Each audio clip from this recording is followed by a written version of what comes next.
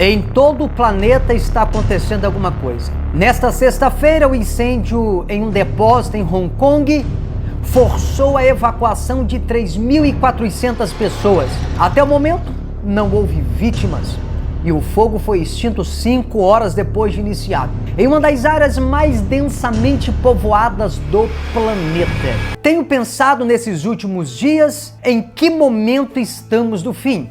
O mundo está ficando cada vez mais turbulento e mais perigoso, e a tendência daqui para frente é só piorar. Pandemias, terremotos, corrupções majoritárias nos governos, não só no Brasil, mas em todo o mundo. O terremoto da Turquia, que já conta com mais de 45 mil vítimas, foi tão intenso que os tremores puderam ser sentidos até mesmo em Israel. Além de OVNIs que são vistos por toda a parte do mundo, como nos Estados Unidos, no Canadá, na China, no Uruguai, no Japão e até mesmo no Brasil.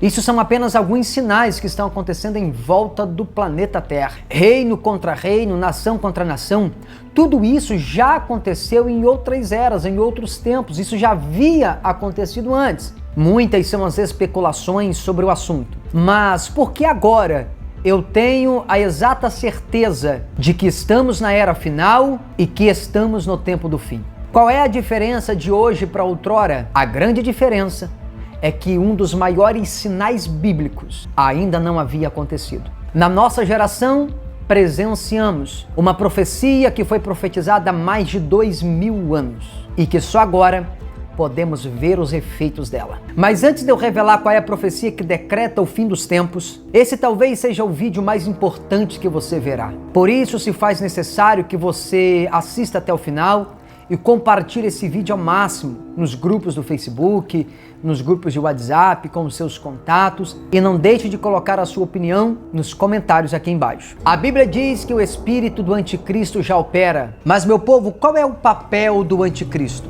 Primeiro, é se parecer com Cristo, ou seja, o diabo ele vai se fazer passar por Deus. Então esse é o primeiro papel do anticristo. E como ele vai fazer isso? É simples, homens vão se levantar parecendo ser boas pessoas, parecendo ser pessoas piedosas, mas na verdade elas são operárias de Satanás, porque elas estão sendo guiadas pelo espírito do anticristo e não pelo espírito de Deus. Você já consegue identificar alguém com essas características, fazendo-se passar por justo, sendo injusto? Ele é o iníquo, cheio de injustiça, ou seja, ele se faz passar por justo sendo injusto, e já existe muitas pessoas debaixo do domínio desse espírito. E qual é a intenção desse espírito atuante? É estabelecer um ambiente favorável para a manifestação do iníquo. O anticristo, ele será o homem da iniquidade. Ele vai se levantar como um pacificador no meio desse mundo polarizado e dividido. Ele vai se apresentar como uma solução política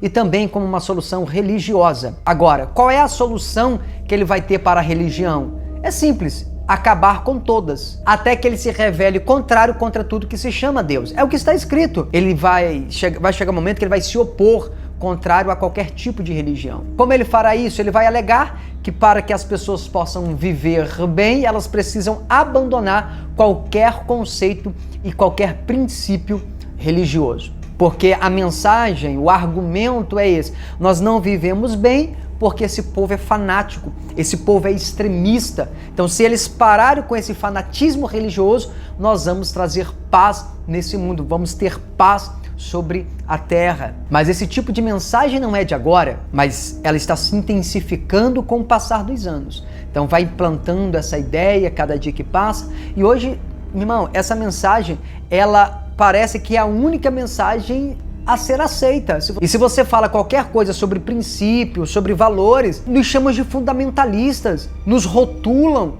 colocam sobre nós um peso de que tudo que está dando errado no mundo só está dando errado por causa da religião. Essa é a mensagem que o espírito do anticristo está pregando. E com isso eles vão afastando a religião com a ideia de que tem apenas um homem que é o salvador do mundo, que é o salvador da pátria. Consegue compreender? Esse é o cenário para que se manifeste o anticristo. Então, o que nós precisamos entender é que tudo que está na Bíblia está ligado a um sistema de governo. Então, por exemplo, quando se fala de uma besta com 10 cabeças, 7 chifres, o que está falando? Está falando de governo. Essas cabeças falam de governo. Cristo não é o cabeça da igreja? Ou seja, Cristo é o governo da igreja, é Ele quem governa a igreja. Então essas cabeças são governantes que vão se unir em um grupo de 10 confederações, 10 blocos de nações. Depois se unirá com os 7 e um deles será levantado como líder de todos eles. E essas nações, esses governantes, que são chamados na Bíblia de reis, eles têm um sistema de governo, preste atenção, eles têm um sistema de governo que é propício para que o anticristo se manifeste, para a chegada do 7º rei da profecia, que logo depois se manifestará como o próprio anticristo, como o espírito que sobe do abismo. E aí, meu amigo, é nesse momento onde Deus é esquecido, onde a Bíblia é proibida, onde a religião não tem lugar. Com isso, tudo é voltado para o Estado e depois para o homem. Agora, se você parar para observar, na década de 60, 70, Deus deu uma visão a uns irmãos sobre o mapa mundi. Em 1976 a 1978 chegaram essas revelações no Brasil, mas a igreja brasileira não estava pronta para esse nível de revelação. E tudo que eles leem e não entendem, eles julgam ser heresia. Então o que eles fazem? Eles descartam. Então a igreja brasileira, ela rejeitou muitos escritos importantes de irmãos que tiveram muitas revelações no século XX, porque eles não compreenderam, porque são revelações que estavam muito à frente desse tempo. E posso falar algo para você? Existem escritos que foram escritos há mais de 100 anos atrás, de homens de Deus, que eles tiveram revelações tão profundas que até hoje a teologia tem dificuldade de compreender. Consegue entender? Porque foram visões, revelações que ultrapassaram séculos. Eles se adiantaram, é por isso que Deus recolhe muitos homens de Deus, porque eles estão muito à frente do nosso tempo. Aí quando você para e observa hoje, essas revelações, elas fazem todo sentido. A águia de Apocalipse ali, o dragão, o ninho da águia, o celeiro das nações, isso tudo foi desenhado no mapa mundi, mostrado pelo Senhor em visão para os irmãos há anos atrás. Esse dragão que vem da Europa, ele é o comunismo que vai varrer a Europa, crendo você ou não, irmão, isso vai acontecer. Presta atenção, segundo a própria Bíblia, a Rússia tem que atacar a Inglaterra ainda, tem que atacar a França, tem que acabar tendo problema com a América do Norte, com o Brasil. Deixa eu falar algo para você. O Rabi Solomon Zaman, o Vina Gaon, ele profetizou a guerra da Rússia contra alguns países específicos como um sinal da vinda do Messias em 1797. Você tem noção disso, meu povo? E antes dele morrer, ele disse assim, ó, quando virdes a Rússia invadir a Ucrânia, se preparem, porque será possível ouvir os passos do Messias, porque ele estará às portas. Isso foi profetizado em 1797. Não é 97, é 797. Ele entrega a profecia e morre. Ele faleceu no dia 9 de outubro de 1797. Agora, os judeus não acreditam que Jesus é o Messias, mas eles acreditam que o Messias virá nos próximos 7 anos. Ou seja, estamos em 2023. Qual é a crença? Que até 2030 o Messias estará aí. O rabino Rabi Kanievsky, o mais respeitado rabino dos últimos tempos, em março de 2022, ele colocou a sua melhor roupa, a roupa do Shabat, na expectativa de que o Messias estava chegando. E no dia seguinte que ele colocou a roupa, ele morreu. Você consegue compreender? Então, assim, irmãos, existem judeus que é tão profético que eles estão com a visão muito além, muito adiantada de muita coisa. Então, qual é a crença? A crença deles é que o Messias virá nos próximos 7 anos. Escute, vai se levantar um exército com o maior contingente militar do mundo. Eu não tenho dúvida, esse exército que vai se levantar é a China. E a China já está se preparando para poder entrar numa guerra. Eu já falei isso em outros vídeos, eu volto a repetir, está acontecendo, vai acontecer. E preste atenção, meu povo, ainda que nós amamos nossa nação, ainda que você ama as pessoas, você tem que entender que você já não faz mais parte disso. Nós não somos mais desse mundo. E a nossa nação é o reino dos céus. Nós temos que olhar de cima para baixo. E onde o reino de Deus está estabelecido, e é isso que temos que defender. Aonde está o reino de Deus? Está aqui. Então é aqui que nós vamos defender. Então olhe com sabedoria do alto e entenda que existe um plano que está sendo executado passo a passo e nós não vamos conseguir fugir desse plano. Por mais força que nós façamos, por mais que nós lutemos, o que Deus declarou nas Sagradas Escrituras que vai acontecer, vai acontecer. E o nosso papel, meu povo, é estar na posição que Deus nos deu. Nós somos ministros do reino de Deus. Nós não somos desse mundo.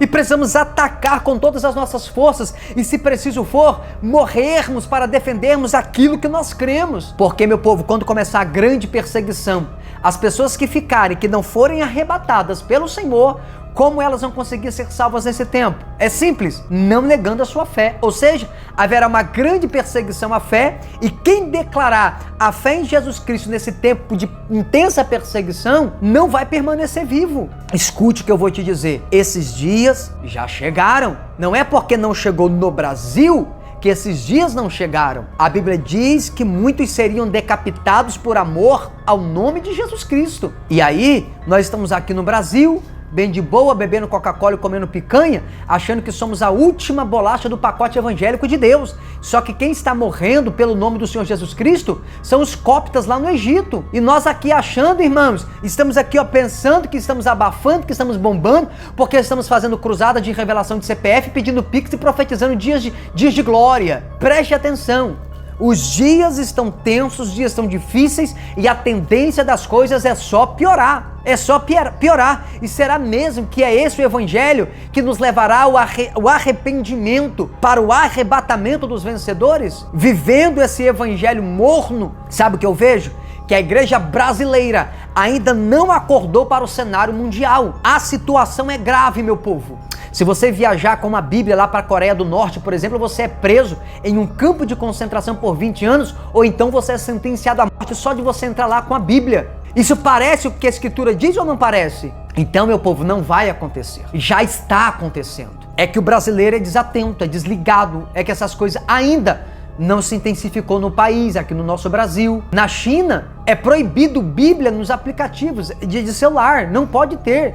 E aqui no Brasil, a maioria dos crentes menosprezam a palavra de Deus. E lá, eles lutam para ter uma Bíblia, nem que seja no aplicativo de celular. E não tem, não pode, é proibido. Os países dos Emirados Árabes, eles controlam a internet de todo mundo. Aqui você entra na internet, a hora que você quer, sai a hora que quer, entra, sai, briga. Tem internet de graça pelas praças. Lá não, lá é tudo controlado. Escute o que eu vou falar com você agora. Os países do hemisfério sul, como Cuba, entre outros países, já estão se preparando para caminhar no mesmo caminho, para o mesmo lugar que a Coreia do Norte. Vai ficar tudo igual. A Coreia foi apenas o primeiro. Lá não pode falar de Deus. E em muitos outros países também não poderão falar de Deus. O homem será o salvador da pátria. O homem terá que ser adorado. Não poderá mais aprender sobre geografia e matemática, sobre ciência ou biologia, mas eles aprenderão mais sobre a história de um homem que vai reivindicar a adoração para si. No início do meu ministério, lá para mais de 15 anos atrás, eu só pregava sobre essas coisas, mas com o tempo nós vamos relaxando. O sistema religioso vai nos moldando a mensagens de autoajuda, mensagens de coaching. As nossas igrejas precisam se prontificar, precisam estar preparadas, precisam acordar para esses assuntos. Precisamos falar mais sobre isso. As igrejas brasileiras quase não falam de Jesus, quanto mais sobre os tempos do fim. Agora, duas questões envolvem no nosso meio. Sim, o falso evangelho é igual droga. Só há quem vende porque há quem compre. Segundo, os falsos profetas e as falsas denominações existem aos montes, porque é disso que a maioria dos evangélicos gostam e dão valor. Aqui na minha cidade mesmo eu vejo muito disso, meu povo. Quanto mais íntegro for o pregador e mais sincero o trabalho que ele faz, que ele desenvolve, mais desprezado e esquecido ele é pela massa evangélica. Mas nós não podemos ter medo de falar dessas coisas. Não podemos ter medo de continuar pregando o que é certo e não o que vai dar certo. Porque funciona assim, pregamos o que vai dar certo e não o que é certo. Porque pregar o que é certo fecha a porta de agenda. Porque eles querem ouvir o que vai dar certo. Mas então vamos lá.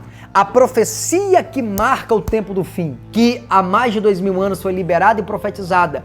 O Estado de Israel, em 1948, foi formado e nunca se viu tantos judeus voltando para a sua terra como nos últimos dias. E por que só agora? É porque um dos maiores sinais bíblicos não havia ainda acontecido. E nossa geração está participando de uma das maiores profecias bíblicas, que é a volta do Estado de Israel, porque sem ela, de fato, não poderia ter o fim do mundo. Por isso sempre aconteciam os sinais e não chegava o fim dos tempos. Mas nós estamos agora exatamente na era final. Estamos no cumprimento profético. Existem algumas profecias que antecedem a volta do Messias que já foram liberadas. Profecias como: as sinagogas ficarão vazias e se tornarão prostíbulos. As pessoas das fronteiras de Israel irão de cidade em cidade e ninguém as quererão. A sabedoria dos sábios se irá. Os temerosos dos pecados serão desprezados. As pessoas não terão vergonha uma das outras. A verdade desaparecerá. As pessoas que quiserem se afastar do pecado terão tidas como loucas. E isso vai se intensificando, até que as pessoas percam a esperança da volta do Senhor. E é nesse momento que ele virá. Sim, ele virá como um ladrão, em um momento em que ninguém espera, porque as pessoas perderão a esperança na volta do Senhor. Antes do arrebatamento dos vencedores, as dores de parto se intensificarão. Preste atenção em algo. Antigamente, a minha preocupação nas minhas ministrações era se eu ia agradar as pessoas que estão me ouvindo. Hoje não. Hoje minha preocupação é fazer a vontade de Deus e agradar somente a Ele. Nesse tempo de guerra, nesse tempo de provação, o justo não tem medo do fim do mundo, pois tudo isso é um passo importante para o arrebatamento dos vencedores. Eu não tenho dúvida que o Senhor arrebatará os vencedores, e isso está próximo dos nossos dias. Antes de vir o amanhecer, precisa vir o ponto mais escuro da noite, e isso está acontecendo diante dos nossos olhos. Esses sinais estão antecedendo a volta do Senhor Jesus. Mas tudo isso se faz necessário, porque é nesse momento que se separa o joio do trigo, se separa quem é de verdade e quem é de mentira. Diz a Bíblia que o mundo jaz no maligno. O diabo tem operado no mundo, mas Deus não perdeu o controle do mundo. Israel é o relógio do mundo.